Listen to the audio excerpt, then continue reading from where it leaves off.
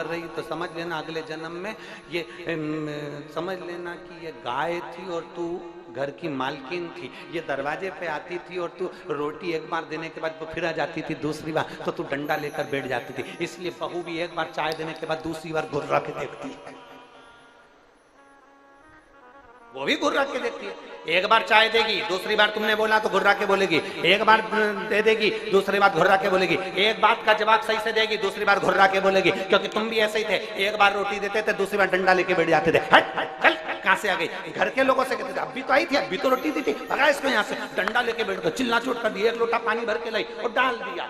जैसे हम बाथरूम में गई, पानी भर के लाई, गाय माता पे डाल दिया। बहू ने देख लिया, गौ माता ने देख लिया, मैं भी तेरे यहाँ बहू बन के आऊंगी, रुक जा, चाय में दूध मैं पीऊंगी और पानी तुझे मिलाकर पिलाऊंगी। तूने एक लोटा डाला था, एक लोटा में भी चाय में पिलाऊंगी, जा जा कर।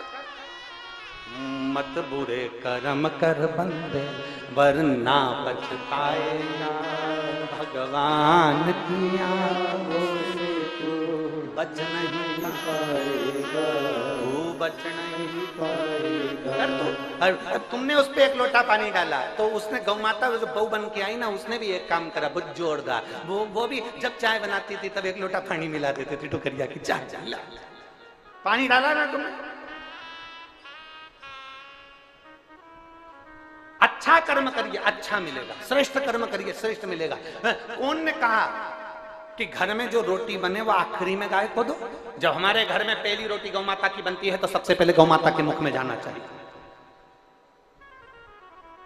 यहाँ इतने बैठे हैं जिनके घर में गाय बस वहीं चली जाती, वो भी बहू रोटी बना के उड़ जाएगी, सबसे कहेगी ले गाय को दिया रही, ले गाय को दिया रही, ले गाय को दिया रही, मम्मी अभी जाऊंगा, मम्मी अभी जाऊंगा। इतने में उसने पति से कहा तुम दिया हो ना? पति बोला मैं तो दुकान जाने में देरी हो रही। बाद में बेचारी पत्नी, घर में गाय, बेचारी पत्नी उठेगी तब रोटी दे के आएगी। अब और जिसके यहाँ गाय नहीं उसके यहाँ तो सुबह से रखी रखी रखी रखी रखी रखी शाम के 4 बज जाएगी, 3 बजे जब गाय घूमती फिरती तेरे दरवाजे पर आएगी। क्योंकि गाय माता घड़ी नहीं पहनती पर समय की पक्की होती। 3 बजे अगर बिमला बाई के यहाँ जाना है तो बिमला बाई के यहाँ 3 बजे पहुंच ही जाती है निश्चित समय पे। ये गाय माता की सबसे बड़ी खूबी है, वो श्रेष्ठ सहज आदर करो। 4 माता का आदर करने में पीछे मत हटो। पहले नंबर पर जम के बोलो, सब लोग जम के बोलो प्रकृति, दूसरी जम के बोलो पृथ्वी, तीसरी गौ माता और चौथे नंबर पर अपने घर की।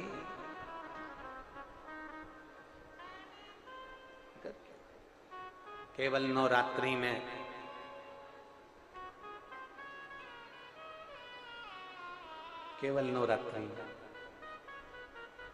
माता जी को चूना रोड़ाने से तुम्हें 9 दिन व्रत का फल नहीं मिलेगा। नवरात्रि का फल जब मिलेगा जब आप अपने घर की माता का और पिता का आदर करना चालू करो। आदर करना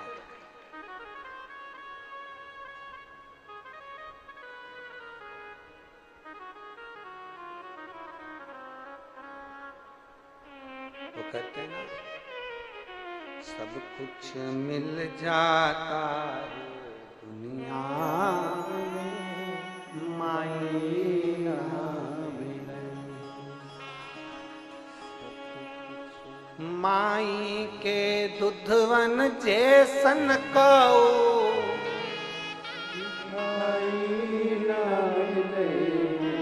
माई के दुधवन जैसन कौ मिठाई ना मिलई।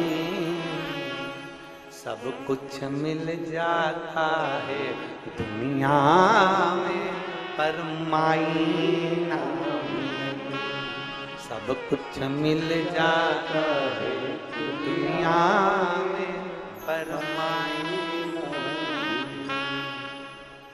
खुद गीले में सोती है तुझे सूखे सुलाती, खुद भूखी रह जाती है तुझे शिमला माई के आशीष जैसन कऊ माई के आशीष जैसन को आशीष ना मिलई सब कुछ मिल जाता है दुनिया में माई ना सब कुछ मिल जाता है दुनिया में माता के आशीर्वाद जैसा दुनिया में कोई आशीर्वाद नहीं है और माता के दूध के बराबर दुनिया में कोई मिठाई नहीं है उसके बराबर कोई सुख नहीं है उसके बराबर कोई आनंद फिर कहें दुनिया के लोग इस पे भी हमारे ऊपर उंगली उठाएंगे हमें मालूम है फिर कहें समझ लेना अच्छे से फिर समझ लीजिए जिंदगी में कितना बड़ा भी डिप्रेशन हो कितनी बड़ी भी चिंता हो कितना बड़ा भी टेंशन हो कितना बड़ा भी टेंशन कितने भी डिप्रेशन में हो कितनी बड़ी भी तकलीफ चल रही हो इन चार माताओं की गोद में जाकर बैठ जाओ पहले नंबर पर प्रकृति किसी पेड़ की छांव में बैठ जाओ या किसी पौधे को लगाना प्रारंभ कर दो तुम्हारा डिप्रेशन समाप्त हो जाएगा तुम्हारा टेंशन खत्म हो जाएगा दूसरे नंबर पर पृथ्वी किसी स्थान पर एकांत में पृथ्वी माता की गोद में जाकर थोड़ी देर लेट जाओ तुम्हारा डिप्रेशन समाप्त हो जाएगा तुम्हारी चिंता समाप्त हो जाएगी तीसरे नंबर पर गौ माता कितना भी डिप्रेशन हो कितनी भी टेंशन हो कितनी भी चिंता हो किसी के गौ माता की सेवा में लग जाओ गौशाला में चल जाओ गौ माता को नहलाओ उसकी सेवा करो उसकी पगाड़ी उठाओ उसका भोजन कराओ उसके गोबर को उठाओ गौ माता के उस गोबर को साफ कर दो गौशाला को साफ कर दो डिप्रेशन समाप्त हो जाएगा और चौथे नंबर पर कितने भी डिप्रेशन हो कितनी भी चिंता हो कितना भी कर्जा हो अपने घर की माँ की पास बैठकर माँ की गोद में बैठकर माँ के पास बैठकर अपनी माँ को अपने दुखड़े को सुना दो माँ उस दुखड़े को समाप्त कर देगी चाहे कुछ भी जो तुम्हारी माता के पास कुछ भी नहीं है चांदी का एक छल्ला भी नहीं है एक सोने की अंगूठी भी नहीं है फिर भी अपना दुख अपनी तकलीफ अपना कष्ट अपनी माँ को सुना अपनी मां से कहो ना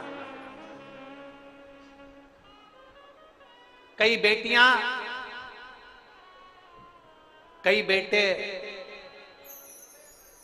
नवयुवक लड़के लड़कियां टेंशन में आते हैं सुसाइड कर लेते हैं मर गए हम उनसे निवेदन करेंगे मरने का प्लान बाद में करना पर एक बार अपनी माँ से जरूर जाकर कहना माँ मुझे 15 दिन से ये टेंशन चल रहा है माँ बहुत चिंता में हूँ माँ मम्मी मुझे ये परेशानी चल रही है माँ किसी ने मुझे धोखा दिया माँ किसी ने मुझे अपशब्द कहा माँ किसी ने ऐसा कर दिया अपनी माँ को जरूर बताओ क्योंकि माँ केवल माँ नहीं है उसके संबोधन में 33 कोटि देवी देवताओं का पुण्य समाया हुआ है एक बड़ी सुंदर कथा आती है एक टीचर ने अपने बच्चों से कहा आपने स्मरण किया होगा टीचर अपने बच्चों से कहता है कि कल सारे बच्चे स्वर्ग की मिट्टी लेकर आना सारे बच्चे आए एक एक बच्चे को खड़ा करा टीचर ने तुम स्वर्ग की मिट्टी लायो नहीं तुम स्वर्ग की मिट्टी लायो नहीं तुम स्वर्ग की मिट्टी लायो नहीं एक छोटा सा बच्चा खड़ा हो गया खड़े होकर बोला टीचर ये लो मैं स्वर्ग की मिट्टी लाया हूँ टीचर ने पूछा ये कहाँ की मिट्टी तू क्या स्वर्ग गया था मिट्टी लेने के लिए तू बैकुंठ गया था मिट्टी लेने के लिए बच्चा कहता है नहीं ये मेरी माँ के चरण की मिट्टी है और माँ के चरण में स्वर्ग होता है ये मेरी माँ के चरण की मिट्टी है उसमें स्वर्ग होता है इसलिए मैं इस मिट्टी को लेकर आया हूँ इस भूमि की इस परम मिट्टी को लेकर आया हूँ स्वामी विवेकानंद जब विदेश जाते थे तब भारत माँ की मिट्टी को अपने हाथ में लेकर जाते थे मेरे राम जी अवध से 14 वर्ष के लिए वनवास गए तो अवध की मिट्टी को साथ लेकर गए मेरे कृष्ण कन्हैया जब ब्रज की रज को छोड़ द्वारका जाते हैं तो ब्रज की मिट्टी को अपने साथ लेकर जाते हैं ये भारत माता की मिट्टी है यह कोई साधारण नहीं है यहाँ स्वामी विवेकानंद रामकृष्ण परमहंस चैतन्य महाप्रभु जगत गुरु शंकराचार्य एक नाथ जैसे संत नामदेव तुकाराम जैसे संत इस भूमि पर जन्म लेते हैं ये वो साधारण भूमि नहीं जिस भूमि पर 12 ज्योतिर्लिंग और 4 धाम विराजमान है ये वो भारत की भूमि है ये भूमि चंदन से कम नहीं है जिसको हम माता कहते हैं मातृभूमि कहते हैं उसको समझिए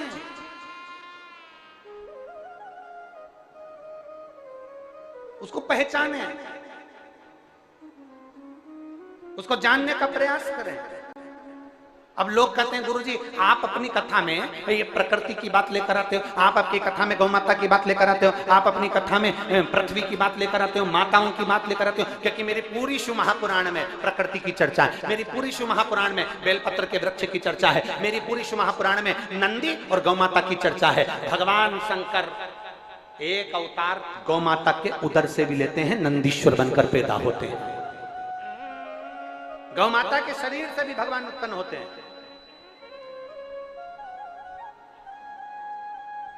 आप कहते हो आप माता का आदर करना, ये कहां लिखा है? हम कहते हैं भगवान गणेश जी महाराज को देख लीजिए, अपने माता पिता की परिक्रमा करिए, प्रथम गिनती में आ गए।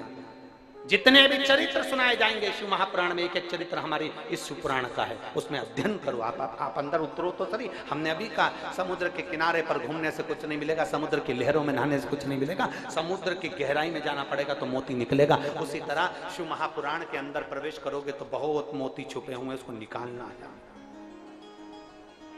उसको निकालना है।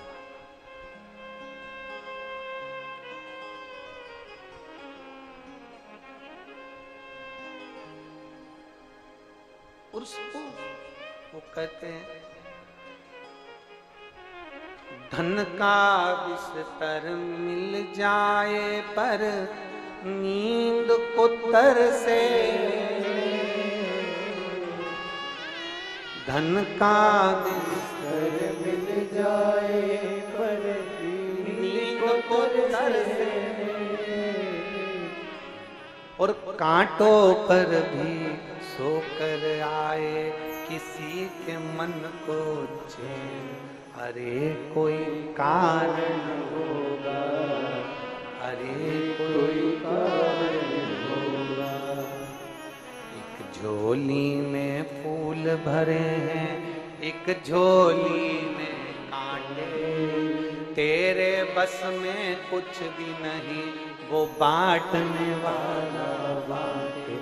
अरे कोई कारण होगा, तुम भी बोलो अरे कोई कारण होगा। धन का बिस्तर मिल जाए पर नींद को तरसे नैन। बहुत सारे बैठे होंगे जिनके घर में एसी लगा है, डनलप का गद्दा है, वीआईपी रूम है, परंतु नींद गायब है। 12 बजे तक भी मोबाइल चला रहा पर नींद नहीं आ रही। पत्नी के सो जाओ, पति के नींद तो आए, नींद ही नहीं आ रही। चैन पंखे की स्पीड बढ़ा दी, एसी चल रहा था तो भी पसीना आ रहा है, अब कह रहा नींद नहीं आ रही। और एक व्यक्ति वो है खेत में पड़ा है, खुली जमीन पर। कभी आइए इस पावन प्रांगण में, पंडाल में इतने सारे भगत सोते हैं, कोई उठ रहा है, कोई चिल्ला रहा है, कोई भजन गा रहा है, तो भी इनके नेत्र में जब नींद आती है ना तो भोलेनाथ आकर इनको पंखा कर कर जाता है। इतनी गर्मी में भी ये चैन की नींद सोते हैं। कुछ तो शिव होता है कि धन का बिस्तर मिल जाए नींद को तरसे।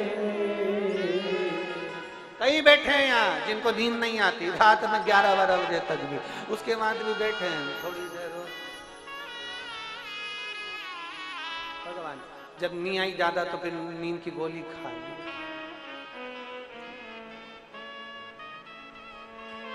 कोई कोई कांटों पर भी सो रहा है तो उसको नींद आ रही है, अड़भंगा होकर सो रहा है, बड़े आनंद के साथ सो रहा है, पलंग पर पड़ा है, ठेले पर पड़ा है, दुकानों में पड़ा हुआ है, जमीन पर पड़ा है, कुछ नहीं बिछाने के लिए, दरी पड़ी और सो रहा है।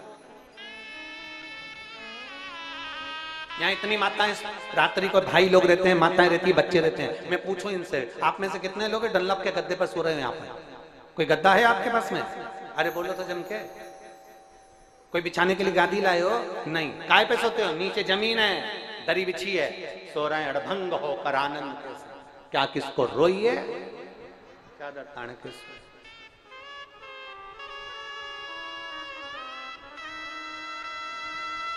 कुछ तो परमात्मा के पास है, कुछ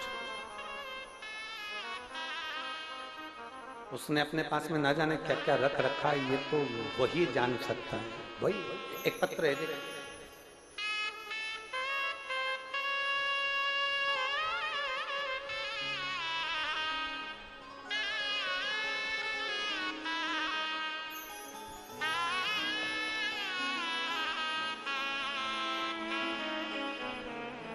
पूर्णिमा साहू, पति लोमस साहू, ग्राम बानगर, तहसील कुरुद से हूं। कहीं बैठे हो तो हाथ हिला सकते हैं। अगर कहीं बैठे हो तो हाथ हिलाएंगे। आप ही हैं? आ जाओ, एक बेलपत्र ले लेना, आ जाओ। मैं पूर्णिमा साहू, पति लोमस साहू, ग्राम बानगर, तहसील कुरुद से हूं। गुरुदेव, मैं एक लोटे जल का क्या वर्णन करूं। हमारा बेटा रियांश, बच्चा आया है क्या साथ में? उसको भी लिया। हमारा बेटा रियांश, उम्र 1 वर्ष 6 माह है, जो जन्म से उसके दिल में छेद है। जन्म से उसके दिल में छेद है, चर्म रोग है, उसके पूरे शरीर में फोड़े फुंसी हो जाता है। चेकअप के लिए एम्स और सत्य साईं जैसे बड़े बड़े हॉस्पिटल में ले गए तो डॉक्टरों ने कहा कि इसके फोड़े फुंसी का, चर्म का कोई इलाज नहीं। उसके दिल में छेद के कारण ऑपरेशन के लिए कह दिया गया। गुरुदेव, पत्र आप लोग एलईडी पर पढ़ रहे होंगे या आस्था चैनल पर पढ़ रहे होंगे। छेद के कारण ऑपरेशन के लिए कह दिया। गुरुदेव, उसी बीच कोई बताए कि शिव भगवान में जल चढ़ाने और उनके आचमन से सारे दुख तकलीफ दूर हो जाते हैं। हमने किसी के मुख से सुना, तब से मैं भी मंदिर जाकर जल चढ़ाना प्रारंभ किया। तब से मेरे बेटे को तबीयत में आराम मिलना चालू हुआ। जल उसके शरीर पर लगाती, होठों पर लगाती, और बाबा की कृपा से आज मेरा बेटा 100% में से 80% मेरा बेटा ठीक हो गया। डॉक्टर के हिसाब से उसका हृदय का ऑपरेशन की भी जरूरत नहीं है। ये शिव तत्व, ये शंभू जी उसकी अविरल भक्ति को प्राप्त, ये उसको मालूम है कि उसको क्या करना है और क्या नहीं करना है। ये उसको मालूम है क्या देना है और क्या नहीं देना है। ये उसके ऊपर लेता है।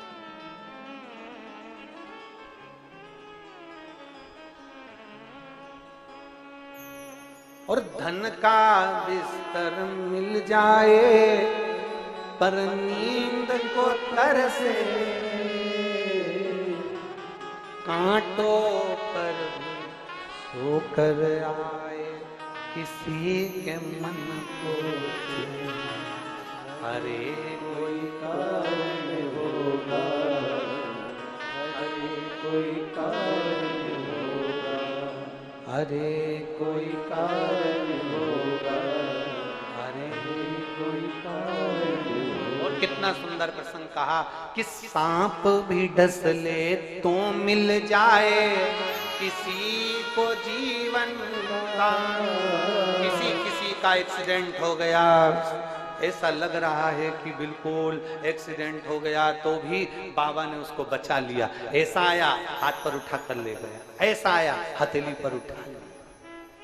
सांप भी डस ले तो मिल जाए किसी को जीवन का, और एक चींटी के कांटे से जाए नाम और निशान। अरे कोई कारण होगा, अरे कोई कारण। घर का आखिरी चिराग, घर का आखिरी बच्चा, और कोई चींटी ने काट लिया ऐसी जगह, प्राण छूट गए। सांप डसा, बच गए। एक्सीडेंट हुआ, बच गए। चींटी काटी,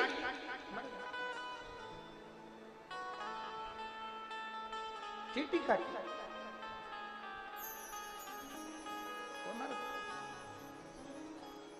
कि सांप भी डस ले तो मिल जाए किसी को जीवन, और एक चींटी के काटे से मिट जाए नाम निशान। अरे कोई